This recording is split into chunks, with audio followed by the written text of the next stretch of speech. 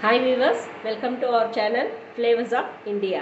இன்னைக்கு நம்ம ஒரு காலிஃப்ளவர் ஃப்ரை செய்ய போறோம். அதுக்கு முதல்ல ஒரு pan வச்சிட்டு அதில் 1 லிட்டர் அளவுக்கு தண்ணி சேர்த்துடலாம். அந்த தண்ணி கொதிக்கும் போது ஒரு ஸ்பூன் salt,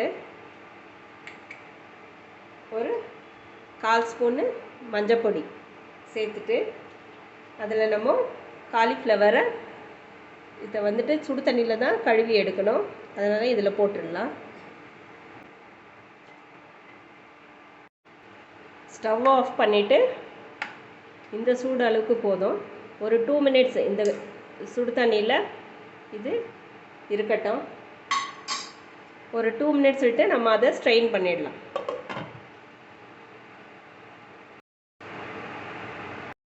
இப்போது காலிஃப்ளவர் ஃப்ரைக்கு நம்ம ஒரு மசாலா ரெடி பண்ணிக்கலாம். அதுக்கு ஒரு 4 வரமிளகாய், ஒரு 2 காஷ்மீரி சில்லி, 1/2 ஸ்பூனு தனியா, முழு தனியா, 1/2 ஸ்பூனு சீரகம், 1/2 ஸ்பூனு எள்ளு, வெள்ளை எள்ளு வறுத்தது. இது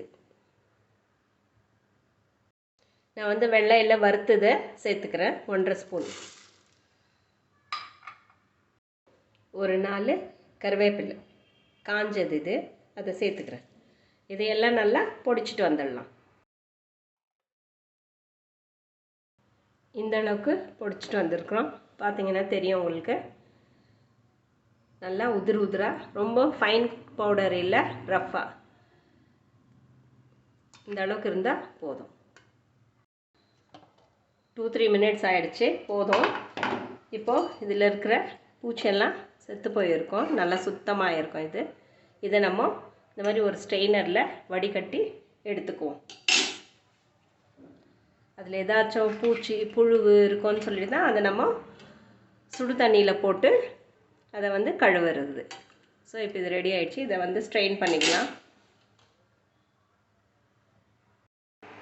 நம்ம ஒரு பேன் வச்சுட்டு ஸ்டவ் ஆன் பண்ணி இதில் கொஞ்சம் தாராளமாக அந்த காலிஃப்ளவரை எண்ணெயில் வதக்கிறதுக்கு தாராளமாக எண்ணெய் விட்டுக்குவோம்.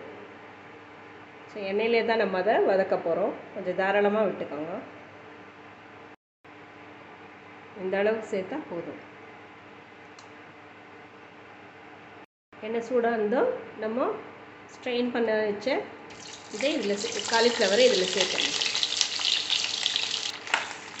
எண்ணெயில் நல்லா இதை ஃப்ரை பண்ணுங்க. கொஞ்சமாக உப்பு சேர்த்துக்கலாம். இது நல்லா கலந்துட்டு இந்த எண்ணெயிலே அது ஒரு 75% வேகணும். நல்லா வதங்கி வெந்து வரணும் அது. அதனால் நம்ம இதை மூடி போட்டு ஒரு 5 மினிட்ஸ் வேக விடலாம். அந்த எண்ணெயிலே நல்லா ஃப்ரை ஆகி வேகணும். நீங்கள் வேணும்னா நடுவில் ஓப்பன் பண்ணி கலந்து விட்டுக்கோங்க. இப்போ ஒரு 5 மினிட்ஸ் ஆகட்டும், பார்ப்போம். ஓப்பன் பண்ணி பார்ப்போம். ஒரு 6 மினிட்ஸ் ஆகிடுச்சு. நான் நடுவில் ஒரு முறை கலந்து விட்டேன். பார்த்தீங்கன்னா தெரியும், நல்லா இது ஒரு மாதிரி கோல்டன் ப்ரௌனாக வதங்கி இருக்குது.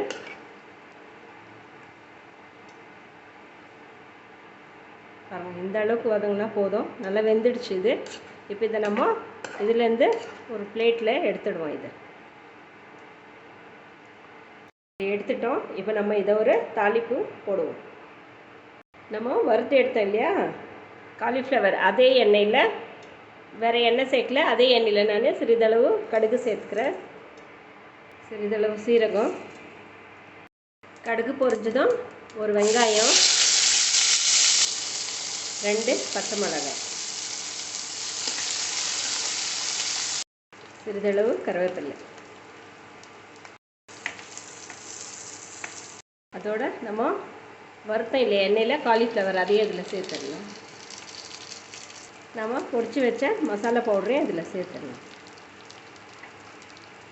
நான் வந்து அதிகமாக பொடிச்சிருக்கிறேன், 2 ஸ்பூன் போடுறேன், எனக்கு போதும். இது நீங்கள் தேவைன்னா சேர்த்துக்கோங்க. நம்ம வந்து காலிஃப்ளவர் வதக்கும் போது உப்பு சேர்த்துருக்குறோம், அதனால் மறுபடியும் கொஞ்சமாக உப்பு சேர்த்துக்கோங்க, பார்த்து போட்டுக்கோங்க. சரியாக இருந்தால் போட வேண்டாம்.